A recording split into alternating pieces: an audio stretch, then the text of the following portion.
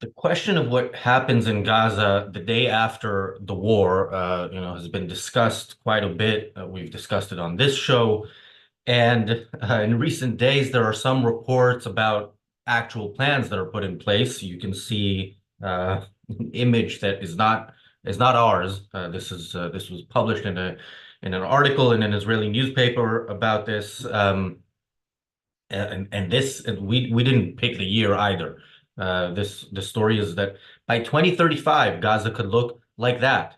The idea is that Israel will control the area along with some of the so-called moderate Arab countries for a while, and then some Palestinian entity will take over. And we're going to get into the specifics of what this picture includes and what Gaza will include in the day after. Um, but yeah, as we suggested in the title, this is delusional in many ways, but I think primarily, and this is what's not just delusional and somewhat funny about this, but also pretty sinister, is that there is nothing about the population in Gaza being no longer there or being somehow miraculously interested in living rather than interested in killing more than interested in their own lives. So we're going to talk about these plans, what should be the plans, and what this means also about the way the future is thought of, with complete disregard to both the present and the past, and what happens when this is the approach to enemies. Welcome to the Daily Objective. It is day 211 of the war in Israel. I'm joined by Morgan. Morgan, your thoughts on the plan for Gaza 2035? Well, I don't want to be a Debbie Downer about this kind of thing because I do think that the plan seems pretty well intentioned and the kind of ideal which it's going for is certainly far better than the current situation. However, these kind of plans come up very often when we're talking about, in a sense, these kind of failed states and how we can get them onto a proper footing. And very often they fail. And I think the reasons that they fail are for reasons that we see in the plan. Now, we don't necessarily have the full details of it. These are details which seem to have leaked out into the media. But we have the broad strokes of what they're going for. And I think to be fair to it, they are trying to account to some extent for what the population is going to look like. But when we get into the details, you know, so I think that they're trying not to be delusional, but I think the plan that they have or what they suggest is so unfeasible in how it sounds to me that it becomes delusional. So my initial reaction is one of skepticism, and yeah, I find it very hard to believe that Gaza would look like that by 2035. Although if it did, then that would be tremendous. But I don't see that by what this plan sets out that it will achieve that goal.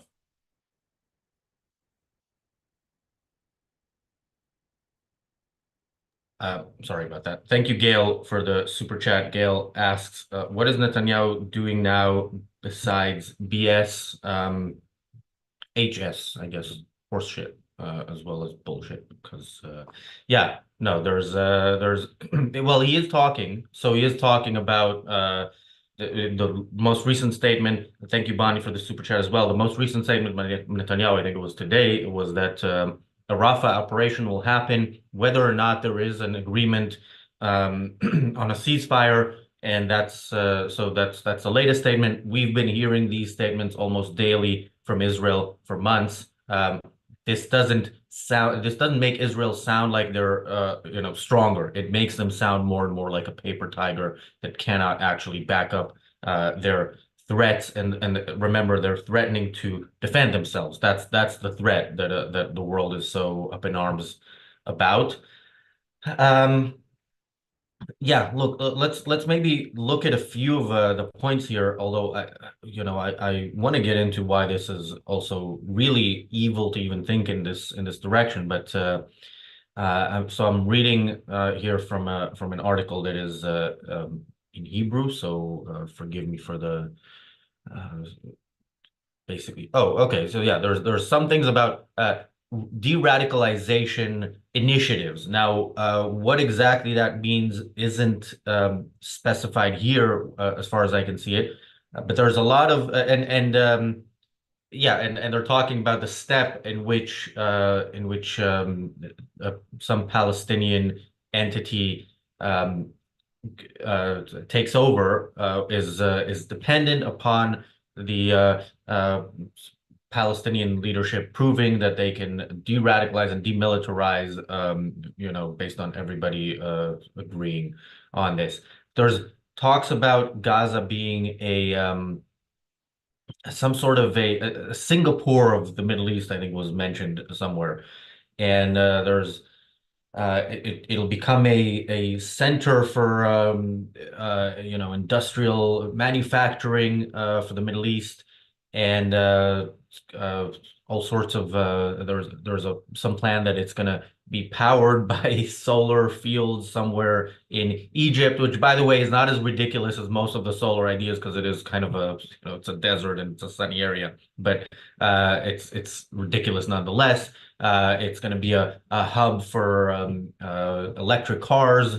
So all these sort of fantasies of kind of left-wing ideas come together in the Gaza 2035 vision. The fantasies about what the world will look like without the types of energy that work and are reliable, and we know if that's what we use, we will have energy when we need it. And the ideas about people not being what we know they are and what they say they are. And in this case, the Palestinians not being fully committed to murder or somehow being de-radicalized within a short number of years. Yes, so there's three stages to the plan. So the first stage is over the first 12 months, where Israel will have security responsibility for the Gaza Strip and is going to create a kind of Hamas-free zone of all the Gaza Strip, starting in the north, it says, and then progressively, it thinks, throughout the whole strip. And various, as it says, moderate Arab nations are going to come in and supervise humanitarian aid. This includes, I think it was the Saudis, UAE, Bahrain, Jordan, and Morocco, I think, were the ones it proposed. And an area in which the plan is good is that it's recognizing the problem of Iran. And I think it's trying to select some of these countries on the basis of that kind of thing. But they're going to supervise the humanitarian aid, but which is going to be managed by the Palestinians, it's saying. Another slight problem in the plan, I think. Then after 12 months, there's going to be what I think was called the Gaza Rehabilitation Authority, which is going to be created by the Arab nations. And Israel is going to retain the security responsibility, and it's going to retain that in the long term, the plan says. But the Palestinian Rehabilitation Authority is going to leave it up to the Palestinians to be in charge of the de-radicalization, which is where I think is the major problem in the plan, because what the plan almost ends up sounding like is someone in the 90s who is planning ahead to kind of 2005 and doesn't appreciate that once the Palestinians have the authority, they're going to make a bad decision.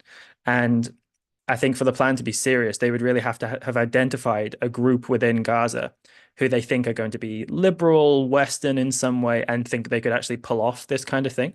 And yet no such group is identified. So if it's just the Palestinians as it currently stands, I don't see how that's a serious suggestion. You'd really need a lot of detail, and yet we aren't seeing that. And it doesn't sound, just from what we're seeing, that that is that kind of detail in the plan. And then the longer term plan, so that second stage is going to be 5 years. And then the third stage is going to be 10 years leading up to 2035, where there's going to be this, they're going to leave it up to the Gazans whether they have their own government or whether they have a unified government with the West Bank. And there's going to be elections and all this kind of stuff, right? And Israel's going to retain security authority for it. And then they've got all that economic stuff you're talking about, creating a free trade zone between Sderot and El Arish, I think it was, invest in electric vehicle manufacturing, solar, all this kind of stuff. Now, all that sounds great. The long-term goal, like if you could create this economic powerhouse in the Gaza Strip, yeah, great. But it's in the middle of this plan where I think even really actually from the beginning, where it seems to underestimate the problem of radicalization in the population and also the lack of a complete defeat from the Israelis. And then also in the longer term, if Israel's retaining this security responsibility, because it mentions that in the context of well, they're going to hold elections, and if they choose the wrong people, then and there's threats, then Israel can come in. By that point, if Israel tries to do anything like that, then I think the international condemnation is going to be so much worse, and it's going to be so much harder for Israel to do that. And Israel has shown itself very pliable to international pressure. So actually, this plan relies on a lot of international cooperation, and then also a lot of things not going wrong when they very well could do. And so that's what I think about it is delusional. Yeah, the if you know if they shoot one rocket thing, I've heard so many times in my lifetime as a kid, I believed it. As a kid, I remember when the Oslo Accords happened, and I was super happy because there was going to be peace. The idea was the Palestinian Authority is created with Yasser Arafat as its leader. In order, in part, to make sure that no terrorist attacks happen. So the Palestinians were put in charge of Palestinian security that is in part going to make sure that no attacks happen against Israel. Since the idea of any sort of Palestinian leadership began, that has always been the case, and it always proves itself a recipe for more terrorism against Israel and against Jews. And Israel always uses that terrorism somehow as a reason to give in to more of their demands. And this is what disturbs me most about the plan. Not that it's delusional in that it can't happen in terms of, building it and so on. And in terms of how they look at the Palestinians as potentially becoming peace-loving people. It's that this is a reward for October 7th, and every talk about the day after that doesn't involve Palestinian life being much more miserable than it was before October 7th. You don't look to such a future unless you say Palestinians will go elsewhere, which of course is something I support. And we're gonna make that place look like that and be a part of Israel. That's something I would support. But this whole idea is a reward for October 7th, a reward for terrorism, a message to terrorists everywhere. More of this, and you will get more than you can ever dream of. Um, Another point is about this idea that these moderate Arab countries, the enemy of my enemy theory has been tried so many times and has been the excuse to side with so many dictators and bad actors around the world, and has also proven itself time and time again. And yet we still want to believe that maybe this time it'll work out. It won't. Yeah. I mean, as I said, a lot of these plans fail. And in the sense what you're talking about with life for the Palestinians being much more miserable, a lot of the plan is focusing on the carrot of what could be achieved. And it's also assuming that that is what the population is desiring, which actually, in terms of this free trade utopia, we don't see a lot of proof that that is actually what they desire. So there's a huge emphasis on the carrot, and there's very little emphasis on the stick, as in, if you guys continue to support Hamas, what is going to happen? Yeah, they mention Israeli security responsibility and so on, but they almost, at least from what we're seeing, glide over a lot of that detail. And again, the details about how de-radicalization is going to happen doesn't seem to receive a lot of attention. Whereas that's a really important part of it. And in a sense, it's going to be the whole focus of any plan like this. And I think, I have a hard time judging exactly how interested the Arab countries are in de-radicalizing the Gazan population. But another hitch in this seems to be honest, their involvement. I think, although, as you were kind of saying, if it's left up to Israel, that doesn't necessarily guarantee that Israel's going to do a good job. But I would feel much more confident about that if it were Israel who had the sole responsibility for doing that. Not because Israel's done a stellar job of that in the past with the West Bank, but it would seem to make it much more likely. So, although I think this is coming from a good place, again, there's just major problems that seem to be just slightly under the surface here, which they would really need to address. And a lot of these, as I was saying, there's not much proof that the population wants it, because this plan was described as a kind of Singaporean vision for Gaza. When Brexit was being argued for, its proponents described the post-Brexit future as being Singapore-on-Thames for London. Like we're going to invest a lot in free trade and so on. And I very much approve of that kind of ideal. And yet, why did it fall apart? Because there was insufficient political will in the country to make that happen. Actually, there are very few politicians in the UK who have a good understanding of what that would be, what it would take to achieve it. And a lot of them weren't in positions to do that after the referendum. So you would really need to address that. How are you going to get people on the ground to make that a reality if they don't want to do it? And yet we don't see anything about that. Yeah, another thing to remember about these so-called allies in the Arab world is that many of them, we don't know to what extent, but we can assume to some extent might be on the brink of a coup. Jordan isn't, I don't know how popular that dictatorship is with with the Palestinian majority in Jordan. All of a sudden you have all these armies of countries that are not friendly to begin with to Israel, but could be much worse and have a massive Islamic population and almost consensus about the Jews being the cause of everything bad in the world. You have them right on the border with Israel. I don't see that as a positive anyway. I mean, a big part of why this military operation was necessary and the goals of it was to make sure that they're not sitting on the border as easily as they were before October 7th, the enemy. So we're going to replace them with another enemy sitting there or potential enemy. I don't see that as positive. What I do see as positive is the multiple super chats we've been getting. Thank you, PC. PC says, Gaza under Palestinians will never change, nor will the West Bank. I agree. Knows too much.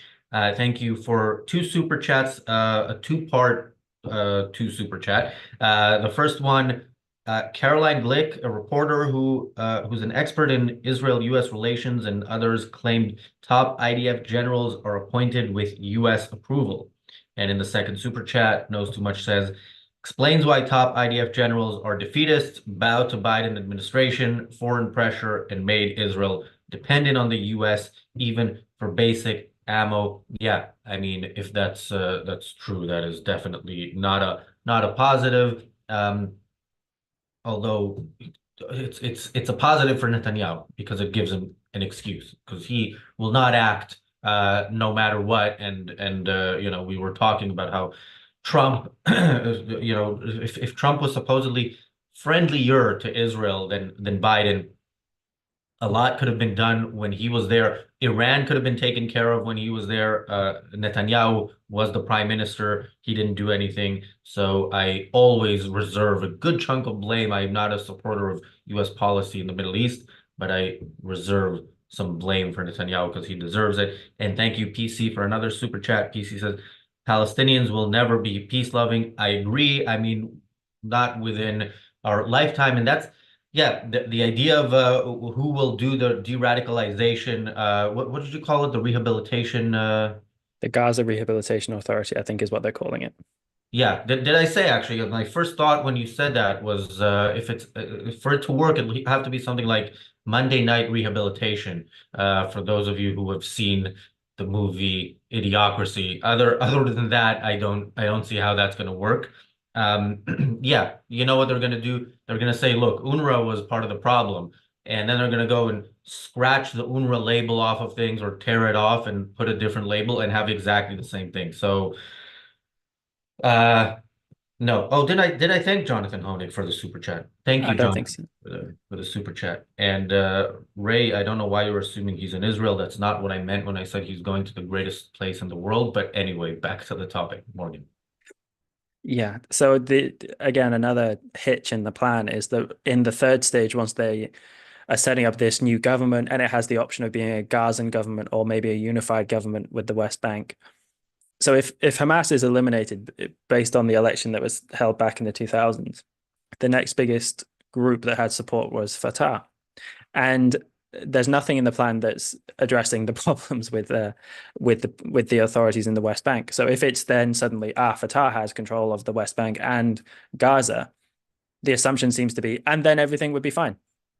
Yeah, will it be fine? I don't see any evidence that that is going to be fine. There's no evidence about, there's nothing, the de-radicalization being left in the hands of the Palestinians focusing on Gaza. Is anything going to focus on the West Bank? Nothing seems to be brought up. So again, I don't want to, like, I want to be an optimist about a plan that could change Gaza for the future so that we could see Palestinians not being supportive of murdering all the Jews and destroying Israel in our lifetime. But this isn't a plan that I see that actually has a viable way to reach that goal. And when we were speaking with Joseph about Japan, the amazing thing about that was that they achieved it in 7 years. And I mean, can you imagine if in 7 years we were sat here and we had a kind of reformed Gazan authority? That would be amazing. And yet this plan isn't going to achieve that. Nothing like that. The prerequisites don't seem to be going to happen to be in place to enable such a plan. And then this plan seems to be faulty. And this plan is being described as being utopian. And I think that it comes off utopian because of so much focus on, we're going to make electric cars and we're going to have this free trade zone and it's going to be great. And the US is going to agree to defensive pact with all these Arab nations and they're going to go along with that and all this stuff. So much of it is contingent upon things which are unlikely or which are just not going to happen. So if you want a serious plan, there needs to be just some much more serious thought about addressing, I think, these flaws in the proposed plan. And yeah, as I say, this isn't going to be the plan that leads us there. I don't see how this is going to get us there. And also, it's not accounting at all for the way that the UN could screw things up, because the UN is going to have a great ability to do that.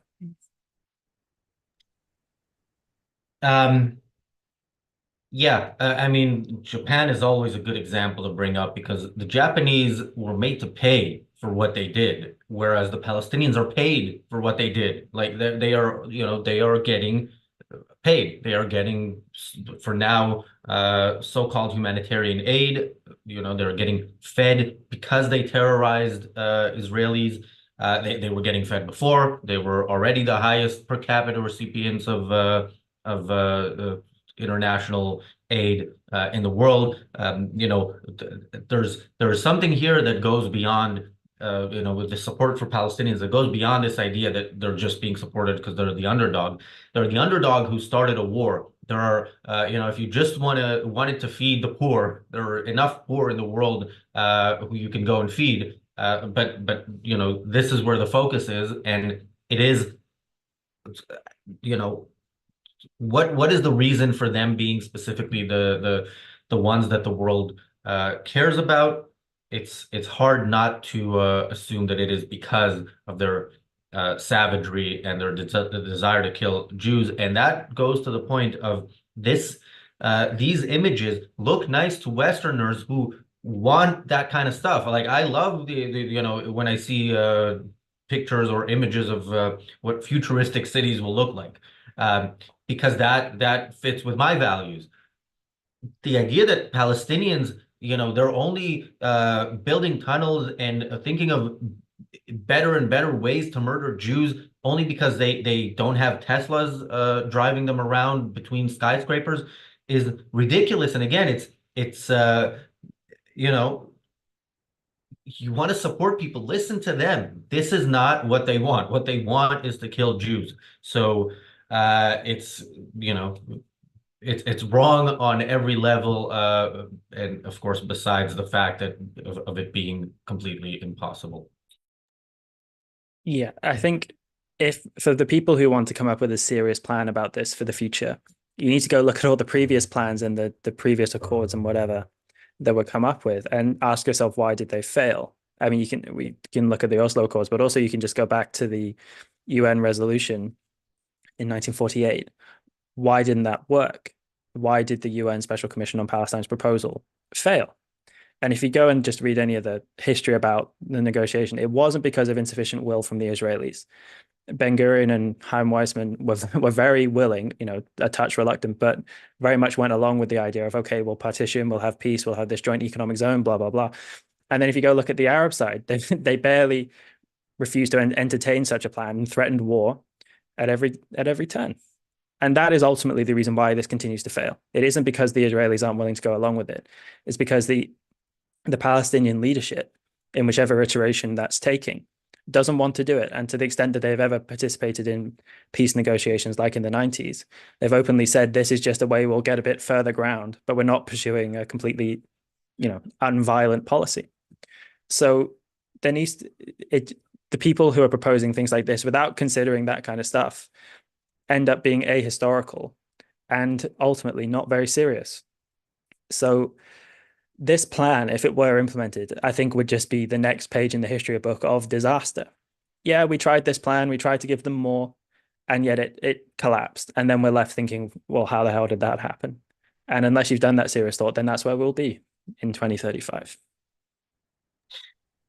Thank you, Stefan, for the super chat. WUB says to stop feeding them during war was not a good idea because then Hamas would always have enough food. So first of all, it wasn't done, but had it been done, yeah, of course, Hamas would be the last ones to starve. But that's why you do it. You do it so the population understands that they are that they are hurting themselves by by dedicating their lives to the murder of Jews. And again, if death is preferable to them, for them to Jews living, then they get it, and they can't kill Jews. If not, then they rise up against Hamas, and Hamas can't kill Jews. I think it's a win-win. I think in war, you absolutely, the idea of feeding your enemy is this is a new thing that is completely insane. And again, the reason why why the same country that won in 6 days a war against three armies, each of which was way stronger than Hamas, cannot win against Hamas and against Hezbollah. They can't win. Militarily, they can win easily. Morally, they can't win because they choose to feed their enemy. They choose to go out of their way to tell the world, look how much we're doing, and they are doing to avoid civilian casualties. And that the fact that they're doing that is what is costing lives of Israelis and making this war unwinnable. For sure. And I mean, just I guess as final thoughts, I just say to people that, like I said, I don't want to be down on any plan. And if a good plan comes along, we shouldn't just be cynical. But we can't just be overly optimistic either and go with the first one that's proposed, because that's in a sense been the attitude that has prevailed in the past, and that's led us to our current situation. And yeah, so as I say, there needs to be much more serious thought about not the carrot, but on the existing problem and how are you solving that? Because just offering them, electric car factories, as if that's going to solve anything. It isn't. There needs to be much more focus on the ideas that are animating the population and how do you deal with that? Because and that's a tough problem. And that's where you need to, if there's a plan proposed, you can't just glide over this de-radicalization thing and say, oh, the Palestinians will take care of it. What evidence do we have that the Palestinians will take care of it? Very little, if anything at all. Well, let's definitely end on a positive note. And here's a good plan. And this, by the way, the first plan could be the right plan to go with if this is the first plan. The plan, I would call it, to be, to stick with the times, I would call it plan #believe them.